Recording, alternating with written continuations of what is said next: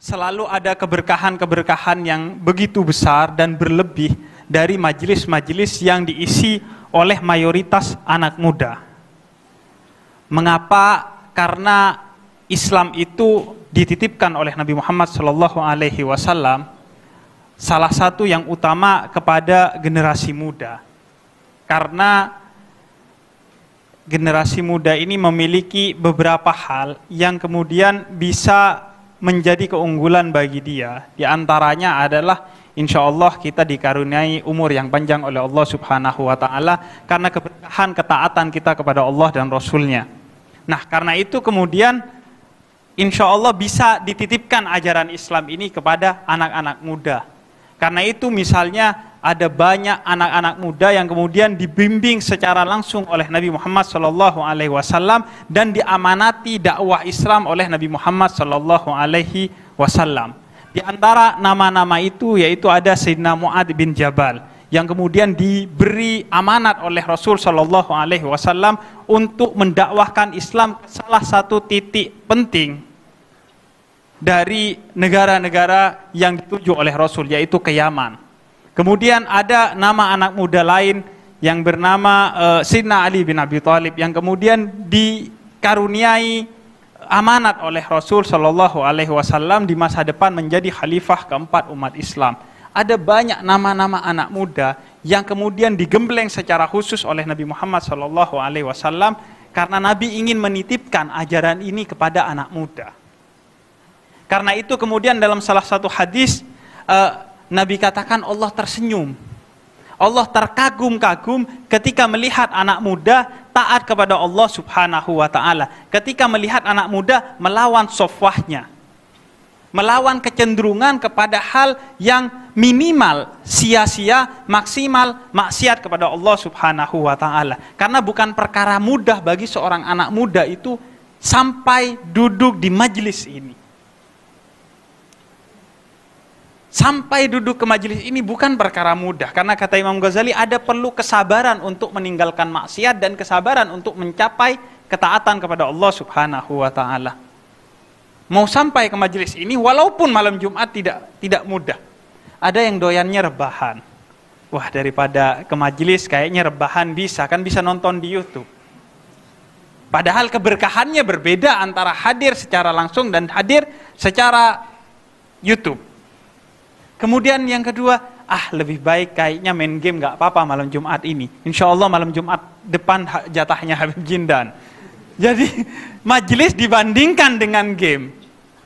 Itu hal yang minimal sia-sia. Mungkin tidak berdosa yang namanya orang rebahan, yang namanya orang main game, yang namanya orang tidak melakukan dosa mungkin. Tapi minimal melakukan hal yang sia-sia. Belum lagi pas perjalanan. Al-Fagir tadi dari Condet ke beberapa tempat baru ke sini. Di perjalanan kayak berasa jauh banget kalau kita mau pergi ke majelis. Kalau mau pergi ke majelis berasa jauh banget. Jaraknya sama, tapi keberkahannya yang berbeda. Sebagaimana umur kita, jumlahnya bisa jadi sama, tapi keberkahannya yang berbeda. Karena itu diriwayatkan umatnya Nabi Nuh ada yang kemudian wafat di usia 300 tahun ditangisi oleh ibunya. Mengapa anak saya wafat di umur 300 tahun? Kemudian dikatakan oleh Nabi Nuh nanti akan datang satu zaman di mana umur seseorang itu antara 60 sampai 70 tahun. Bagaimana kamu kalau hidup di zaman itu? Karena itu ini sekaligus adalah amanat bagi kita. Di umur yang begitu pendek, kata Habib Abdullah bin Alwi Al-Haddad, begitu pendeknya umur kita, begitu besarnya perjalanan, begitu jauhnya perjalanan kita kepada Allah Subhanahu wa Ta'ala. Karena itu jangan sia-siakan waktu yang ada pada kita. Kalau malam Jumat saja sudah tidak ikut majelis, sudah pasti malam Minggu, malam Senin dan malam-malam lainnya tidak ngaji. Sudah pasti kalau malam Jumat. Karena biasanya kita itu ya paling enggak malam Jumat tobat lah. Di pikirannya anak muda, ya paling enggak malam Jumat tobat. Kenapa Ramadan enggak maksiat, enggak enak bulan Ramadan? Kan iya, itu minimal sudah. Masih ada tarikan. Ibarat kata HP masih dicas setiap malam Jumat. Insya Allah dari malam Jumat ya paling enggak sampai malam Rabu aman lah. Malam Jumat, malam Sabtu, malam Minggu, malam Senin, malam Rabu aman. Malam Kamis udah mau maksiat lagi, keburu ketemu Habib Jindan lagi. Jadi artinya kita, karena itu belum lagi bandingannya dengan maksiat. Ada tarikan ke maksiat. Saya tidak mau mengatakan maksiat untuk kemudian zina dan lain sebagainya, enggak. Maksiat dalam pengertian tidak menganggap penting majelis. Tidak menganggap penting pertemuan dengan Allah dan Rasulnya di majelis seperti ini. Karena itu, kata Allah, saya kagum. Allah tersenyum kepada orang-orang yang melawan sofwah dalam dirinya kecenderungan kepada hal-hal yang sia-sia itu dan memilih untuk hadir ke majelis-majelis seperti ini. Maka kemudian ketika Allah sudah tersenyum kepada kita, ketika hari ini pemandangan ini dilihat oleh Allah dan mengundang senyumnya Allah subhanahu wa ta'ala, maka semuanya akan menjadi baik-baik saja. Semuanya akan menjadi baik-baik saja karena Allah tersenyum kepada kita. Itulah yang kemudian menjadi keberkahan dari majelis-majelisnya anak muda. Karena ada senyuman dari Allah subhanahu wa ta'ala, sehingga insya Allah karena itu syafaat dari majelis-majelis yang kita hadiri sebagai anak muda, insya Allah akan mengalir bukan hanya ke anak cucu kita, bukan hanya ke tetangga-tetangga kita, utamanya mengalir ke atas, ke orang tua kita. Mungkin ada orang tua kita yang terlilit hutang malam ini, Allah lepaskan mereka dari hutang karena keberkahan anaknya hadir majelis ini.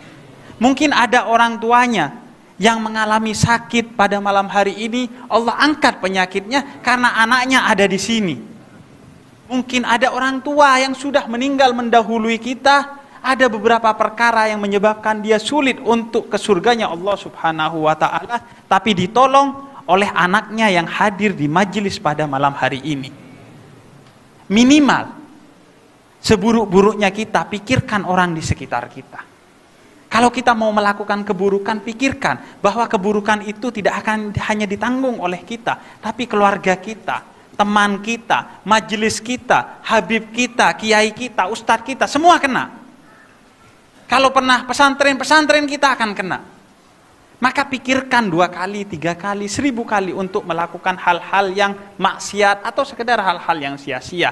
Dan ketika menurun semangat kita untuk ke majelis, pikirkan bahwa siapa tahu suatu hari kita butuh keberkahan majelis ini.